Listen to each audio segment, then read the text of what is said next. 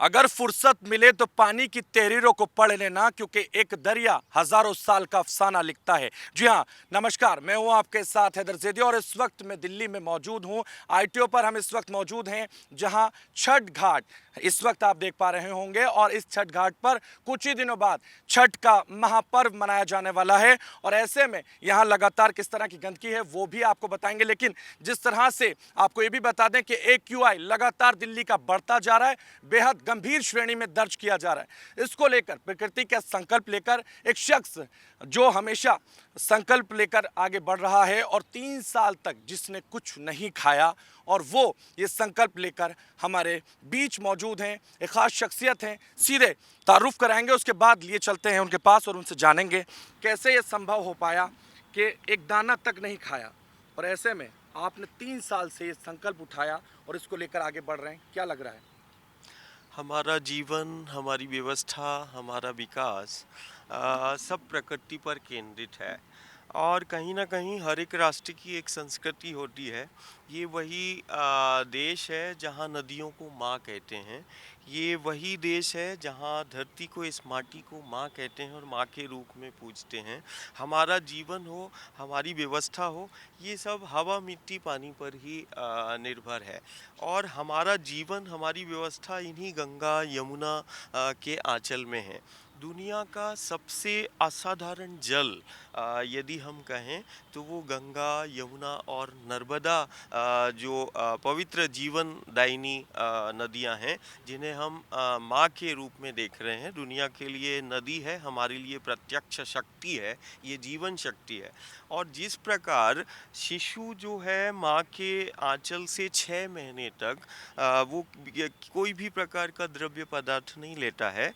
और जैसे हमने देखा भी है और जाना भी है कि एक जननी के आंचल से एक वो शिशु, नवजात शिशु 6 माह तक माँ के आंचल से आहार करता है। किसी प्रकार का कोई तकलीफ नहीं, कोई उसको कमजोरी नहीं आती है। तो जिस प्रकार माँ के आंचल से एक शिशु 6 माह तक जो है वो जीवित रहता है और हष्ट पुष्ट रहता है, वैसे ही हम सारी दुनिया को बताना चाहते हैं कि जो अन्न से हम ऊर्जा को प्राप्त लेते हैं, वो दुनिया की ये सबसे असाधारण, जिन्हें हम नदी के रूप में देख रहे हैं, इसके आंचल में भी ठीक वैसे ही जैसे जननी के आंचल में आहार छिपा है, जननी के आंचल में जीवन है, वैसे ही गंगा, जमुना जी के और नर्मदा के इन पवित्र नदियों के आंचल में हमारी जीवन शक्ति छिपी तीन है। साल तक खाना नहीं खा के जीना आम जीवन के लिए बड़ा मुश्किल और असंभव सा लगता है। ये कैसे संभव हो पाया? चमत्कार है या साधना? ये साधना है, और एक ऐसी साधना है जो प्रकृति पर केंद्रित है। हम बार बार ज्ञानी विज्ञानियों को ये हम बता चुके हैं, और ये शोध का विषय भी ज्ञान विज्ञान के लिए है कि यदि कोई अन्न ले रहा है और अन्न से यदि शरीर को पोषक तत्व मिल रहे हैं, और अन्न से, भोजन से उसका शरीर चल रहा है, और वो अन्न से ऊर्जा ले रहा है, तो ठीक वही ऊर्जा जो हम अन्न से हम प्राप्त करते हैं, वही वही नर्मदा के जल से, गंगा के जल से, इस सूर्य के प्रकाश से, इस माटी के एक एक कण में छिपी इस शक्ति से, पेड़ों से, पहाड़ों से, इस प्रकृति के निकट और प्रकृति केंद्रित जीवन जीकर भी हम वही चीज़ कहते हैं ना कि प्रकृति के जो समीप है वो उसका क्षय नहीं हो सकता है। प्रकृति हर एक क्षति की पूर्ति करती है, कारण उस नेचर में, प्रकृति में वो सारी चीज़ विद्यमान है।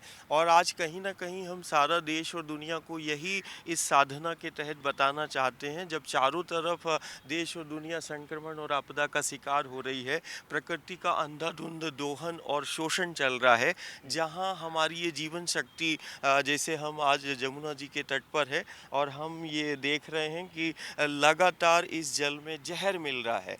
तो यदि जब से हमारी देश की ये जीवन रेखा, जिसको हम जीवन रेखा भी बोलें, भाग्य रेखा भी बोलें, जो हमारी जीवन की नहीं, हमारी व्यवस्था और विकास का भी मूल आधार ये गंगा, यमुना, नर्मदा की जलधारा है, यदि ये लगातार इसमें जहर मिलता गया तो दूषित जल ही संक्रमण का सबसे बड़ा कारण है।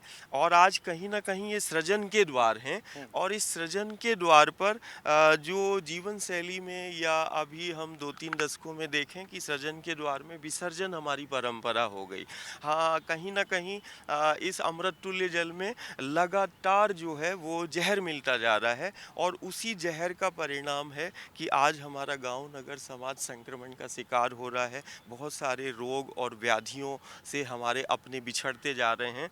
यदि स्वच्छ समाज की परिकल्पना करना है, तो ये महाव्रत, ये साधना समाज को यही दिशा दे रही है कि जितना निर्मल यमुना का, गंगा का, नर्मदा का जल होगा, उतना स्वस्थ हमारा 3 समाज। साल पहले ही ये संकल्प क्यों लिया कि कुछ नहीं खाना, एक दाना भी नहीं खाना और ये संकल्प लेके आगे बढ़ना है? 32,000 किलोमीटर की यात्रा तय करनी है और तमाम जो उद्देश्य हैं उसे लेकर आगे बढ़ रहे हैं। क्या उद्देश्य है? आखिर क्यों भूखे रहकर ही क्यों किया जा रहा है? क्या ये महासाधना करने के बाद ही किया जा सकता था? ऐसे नहीं किया जा सकता? नहीं, ये इसको हम भूखा नहीं कह सकते और ये 3 वर्ष का नहीं, हम बाल्यकाल से ही हम प्रकृति की गोद में इस धरा से और इन पवित्र जीवनदायिनी जिन्हें हम माँ के रूप में है, तो हमने जननी को जैसे माँ कहा, ऐसे ही हम इन नदियों को माँ कहते हैं और ये हम बाल्यकाल से ही हम प्रकृति की इन पेड़ पहाड़ों की निकटता में रहे हैं और हमने ये पाया कि इसको हम भूखा नहीं कहते कि हम ये भूखा है। यदि कोई भूखा होगा या कोई आहार नहीं लेगा तो उसका शरीर का क्षय होगा। बस ये है कि हम अन्न का या किसी द्रव्य पदार्थ का हम प्रयोग नहीं करते। जो अन्न से हम ऊर्जा को लेते हैं, हम वही दुनिया को बताना चाह रहे हैं कि इस यमुना के आंचल में या इस माटी के कण में या इन पेड़ पहाड़ों में जो ज़रूरत व्यवस्था के नाम पर इसका शोषण हो रहा है और इन पेड़ पहाड़ों को और विकृत किया जा रहा है, काटा जा रहा है, इन नदियों को प्रदूषित किया जा रहा है। बहुत जहरीला, जैसे आज हम कहें कि दिल्ली के वातावरण में, इस हवा में जहर घुली हुई है, इस मिट्टी में जहर घुल रहा है, यमुना जी के जल में, इन पवित्र नदियों में बहुत ही घातक जहर है। तो ये कहीं ना कहीं गलत जीवन शैली के कारण, कहीं ना कहीं गलत जीवन शैली के कारण और हमारी व्यवस्था और विकास की जो परिभाषाएं हैं वो शोषण पर ही हैं कि हम जब तक धारा का, नदियों का इनका शोषण नहीं करेंगे, दोहन नहीं करेंगे, तब तक डेवलपमेंट या हमारा प्रबंधन नहीं हो सकता है। ये आम जीवन से साधु बनने का सफ़र या फिर संत बनने का, या बाबा कहूँ या गुरु कहूँ, क्या कहूँ आपको? मैं कोई साधु नहीं, साधु जो वही है जो मन को साध ले, वो साधु है। संत कोई व्यक्ति नहीं है, संत एक स्वभाव है जो वास्तविक में समाज के समक्ष एक बेहतर जीवन और सुरक्षित जीवन और आत्मनिर्भर भयमुक्त जीवन जीना सिखाता है। ये दुनिया के वही असाधारण पथ है जिस पथ पर चलकर गुरु और गोविंद ने जीना सिखाया और ये वही असाधारण यमुना के पथ हैं जहाँ पर भगवान कृष्ण ने लीला करके जीना सिखाया और आत्मनिर्भर बनाया। तो कहीं ना कहीं हम जिसे साधु कह रहे हैं, संत कह रहे हैं या गुरु कह रहे हैं, वो व्यक्ति नहीं, एक शक्ति की अभिव्यक्ति है, प्रकृति की अभिव्यक्ति है। माटी को लेकर कुछ धर्मगुरु हैं, कुछ सनातनी धर्मगुरु हैं जो कह रहे हैं मन चंगा तो कटौती में गंगा, कुछ कह रहे हैं हिंदू राष्ट्र बनना चाहिए, कुछ कह रहे हैं कि सनातन का पर ध्वज लहराना चाहिए। आप अगर मन स्वच्छ है तो सब स्वच्छ हो जाएगा। फिर आपको ऐसा नहीं लगता? निश्चित जीवन शैली और कहते हैं ना, आपत्ति और विपत्ति का कारण प्रवृत्ति है। आपत्ति विपत्ति का कारण प्रवृत्ति है, ये तो निश्चित है।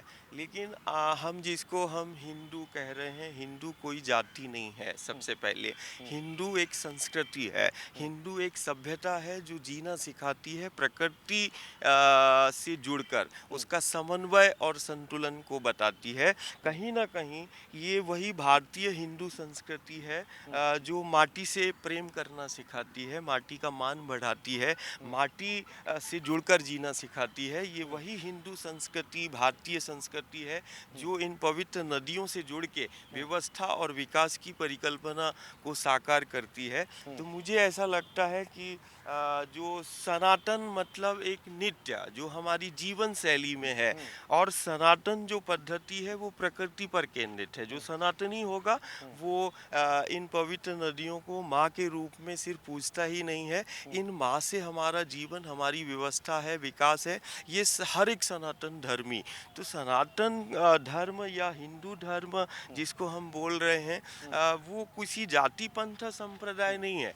हिंदू संस्कृति है, हिंदू सभ्यता है जो दुनिया को जीना सिखाती है, प्रकृति से जुड़कर, इस धरा से जुड़कर। अब मैं बोलूं कि ये माटी किस जाति पंथ संप्रदाय की है, मुझे ऐसा लगता है कि हम हमारे उसमें बोला गया वसुधैव कुटुंबकम, कि ये सारा विश्व हमारा परिवार है।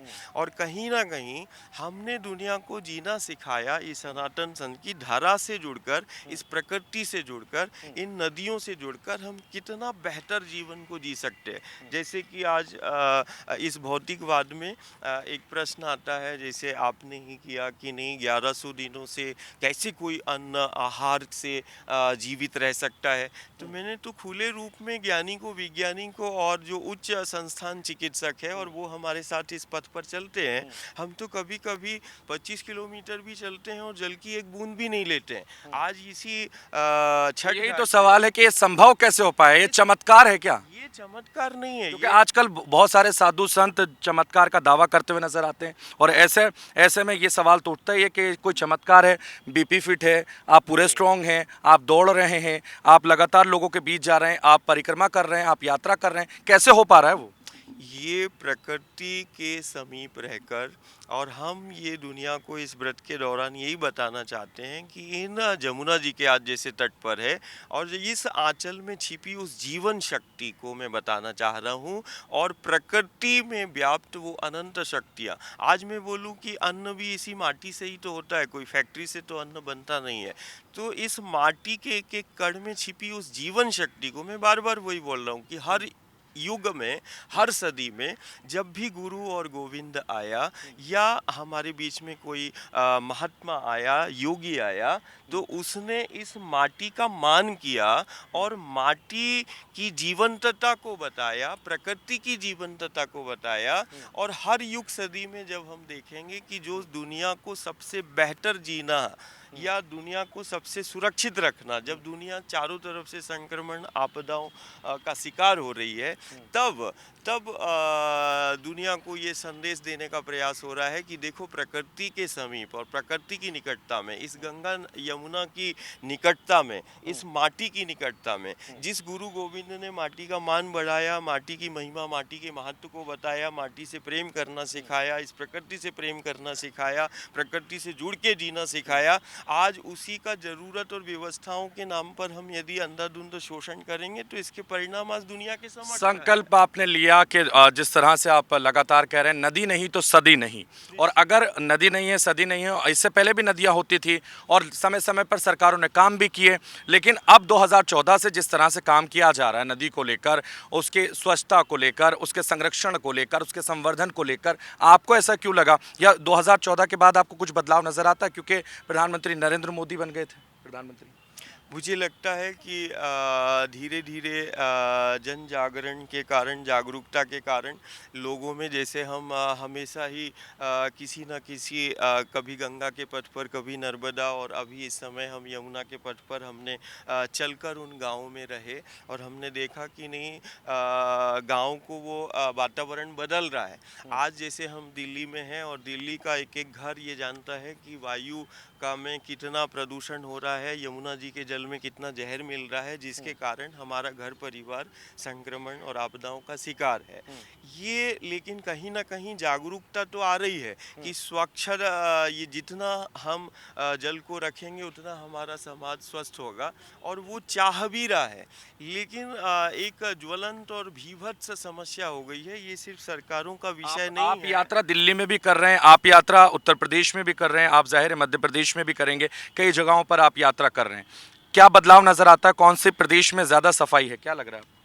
मुझे लगता है कि यदि स्वच्छता की बात करें तो अभी फिलहाल में सभी नदियों की स्थिति जो है बड़ी दयनीय है हुँ, और लगातार प्रदूषण का स्तर बढ़ता जा रहा है। हुँ, और दूसरी तरफ जहाँ एक तरफ प्रदूषण का स्तर बढ़ रहा है, जहर मिल रहा है, वहीं दूसरी तरफ जीवन देने वाली का जो जीवन क्षेत्र है, हुँ, जैसे हम ये देख रहे हैं कि ये तट है हुँ, और ये जीवन रेखा है। हुँ, तो दूसरा सबसे बड़ा चुनौती ये है कि जीवन देने वाली का जो जीवन क्षेत्र है वो हरित क्षेत्र है। हुँ, वो धीरे-धीरे अतिक्रमण और इसमें अंधाधुंध अवैध निर्माण जो हुए, हुँ, जिसके कारण नदी जो है वो सिमटती जा रही है, जिसको हम नदी कह रहे हैं या हम जिसको अपनी जीवन शक्ति कह रहे हैं। तो मुझे जो समझ में आ रहा है कि सभी जगह, चाहे नर्मदा की हम बात करें, गंगा की बात करें, हम यदि जमुना जी की बात करें, तो मुझे लगता है कि वो हरित क्षेत्र, जैसे मठ में हुँ, मूर्ति है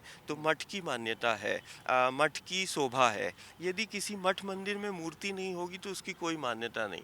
ऐसे ही मैं समाज को और जवाबदार जिम्मेदारों को बोलता हूँ कि यदि मठ की मान्यता मूर्ति से है तो इन तटों की जीवंतता उन पेड़ पौधों से है।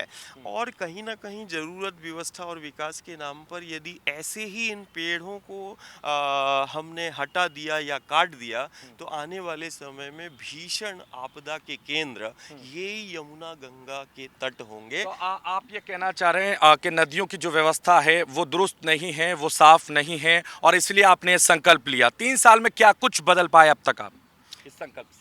3 साल में लगातार जो हम दिन रात कभी नर्मदा के पट पर, यमुना के पट पर और अन्य जीवनदायिनी के पट पर हम चल रहे हैं। हुँ, तो हम जहाँ एक तरफ समाज को जागृत कर रहे हैं और समाज की जन भागीदारी को सुनिश्चित कर रहे हैं हुँ, कि ये सृजन का द्वार है और सृजन के द्वार पर विसर्जन हमारी परंपरा हुँ, नहीं है। हुँ, जहाँ एक तरफ माटी में, हवा में और पानी में जहर मिल रहा है, हुँ, जिसके कारण हम देख रहे हैं कि गंगा, यमुना और नर्मदा और अन्य पवित्र जीवनदायिनी के तटों पर बसे गांव नगर में लगातार बड़े बड़े असाध्य रोग जैसे कैंसर हमें हुँ, दिखाई दे रहा है। हुँ, किसी का हार्ट फेल है, किसी का किडनी फेल है, किसी का लीवर फेल है, किसी का शरीर काम नहीं कर रहा है, किसी का दिमाग काम नहीं कर रहा है। हुँ, तो कहीं ना कहीं आज समाज वो जागृत हो रहा है कि यदि हम माटी में जहर मिला के कोई अन्न को पैदा कर रहा है, कोई यहाँ विसर्जन करके अपने घर की सफाई कर रहा है और जमुना जी के द्वार पर ये गंदगी कर रहा है, तो हुँ, ये गंदगी का द्वार नहीं, ये बंदगी का है, हुँ, ये साधना का है। हुँ, तो हम 3 वर्षों में जहाँ एक तरफ समाज में समाज को संगठित करके और आज का वास्तविक धर्म जो है हुँ। यही है कि हम अपनी जीवन रेखा को हम सुरक्षित करें। संक्षेप में अगर मैं समझना चाहूं तो दादा गुरु का संकल्प क्या है? दादा गुरु चाहते क्या हैं? दादा गुरु आखिर ये यात्रा पद यात्रा कर क्यों रहे हैं? मेरा सिर्फ संकल्प यदि एक वाक्य में कहा है तो गंगा यमुना नर्मदा की अविरल हो और निर्मल हो इसकी जलधारा, और ये समाज आत्मनिर्भर हो और जीवन व्यवस्था या विकास की बात करें तो प्रकृति के संरक्षण और संवर्धन के साथ करें, शोषण और दोहन के साथ नहीं। और रहा सवाल शासन या सरकारों का, चाहे वो राज्य सरकार हो चाहे केंद्र सरकार हो, अपने स्तर पर जो है वो योजनाएं बहुत अच्छी हैं, ज़मीनी स्तर पर वो शीघ्र क्रियान्वयन करें और सबसे बेहतर समाज की परिकल्पना को साकार करें। इंडिया डेली लाइव के दर्शकों और देशवासियों और साधु संतों और जो इसमें आपके साथ आने चाहिए या फिर किसे आप जोड़ना चाहते हैं, क्या संदेश देना चाहेंगे, क्या उनसे कहना चाहेंगे, क्या अपील आपकी रहेगी? मैं तो सभी देशवासियों से, संत आचार्यों से यही सत्य का आग्रह करूंगा और जवाबदार जिम्मेदारों से और समाज के हर एक वर्ग संप्रदाय से, जहां एक तरफ जाति और पंथ संप्रदाय का संघर्ष चल रहा है हमारे देश में और दुनिया में, वहीं दूसरी तरफ इस साधना के माध्यम से हम बताना चाहते हैं कि ये जाति पंथ क्या संघर्ष का समय नहीं है, ये तो माटी के लिए संघर्ष हमें करना है। ये माटी समाज को एक भी करेगी और माटी से हमारा अस्तित्व है, गंगा नर्मदा से, यमुना से, इन जीवन धारा से, इन नदियों से हमारा संबंध है और यही समाज की एकता और अखंडता का सूत्रपात करेंगी और एक बेहतर समाज की परिकल्पना करें। तो हम तो सभी देशवासियों से और भक्त प्रेमियों से हम यही है कि यही वक्त है और आज का सबसे बड़ा धर्म है कि हम अपनी जीवन शक्ति को संरक्षित करें, जो गंगा, यमुना और पवित्र नदियों के रूप में दिखाई दे रही है। हम प्रकृति केंद्रित हम जीवन को अपनाएं और व्यवस्था को अपनाएं। हम जरूरत और व्यवस्था के नाम पर, विकास के नाम पर इन पेड़ पहाड़ों का और नदियों का शोषण हम बंद कर दें। ये सबसे बड़ा आज का धर्म होगा। ठीक है, बहुत शुक्रिया हमारे साथ जुड़ने के लिए। तो ये थे दादा गुरु, जिनका साफ कहना है कि उनका धर्म भी, उनका कर्म भी और उनका हर एक लक्ष्य, हर एक संकल्प सीधे तौर पर प्रकृति का संवर्धन और प्रकृति का बचाव करना है। फिलहाल इंडिया डेली लाइव के लिए वीडियो जर्नलिस्ट शिव कुमार के साथ मैं हैदर ज़ैदी।